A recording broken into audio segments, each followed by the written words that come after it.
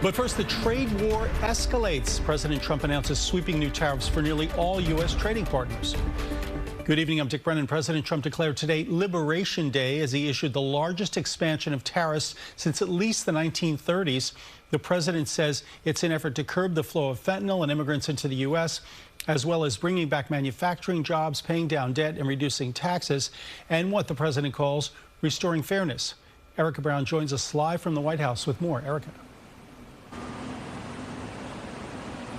Well, Dick, President Trump today announcing those sweeping new tariffs in the Rose Garden here at the White House with some auto workers and steel workers in attendance. He called the U.S. trade deficit a national emergency, but this comes as some economists warn about the potential impact.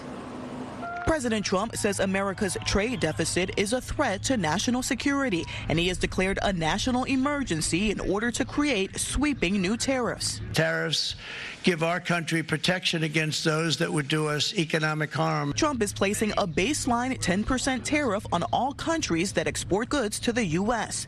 Dozens of countries will also face reciprocal tariffs on top of that.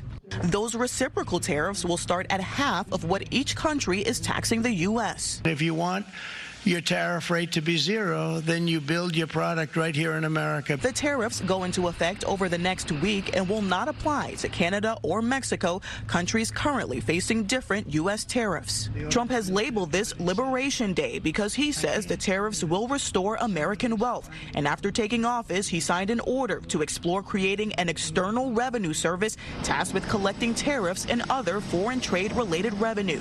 But critics say the tariffs will lead to higher costs for consumers. This is not Liberation Day, it's Recession Day in the United States of America. That's what the Trump tariffs are going to do. Crash the economy. And U.S. businesses that export their products overseas are expressing concern about retaliatory tariffs. 80% of the airplanes we deliver, the commercial airplanes we deliver, are outside of the United States, so free trade is very important to us. The Trump administration's previously announced 25% tariff on all imported vehicles and auto parts goes into effect Thursday. Now, some U.S. trade partners have already said that they are poised to invoke their own retaliatory tariffs against the U.S. Key allies like Japan and South Korea, for example, have reportedly agreed to join forces with China for a coordinated response to the tariffs. Dick? Erica Brown at the White House. Erica, thank you.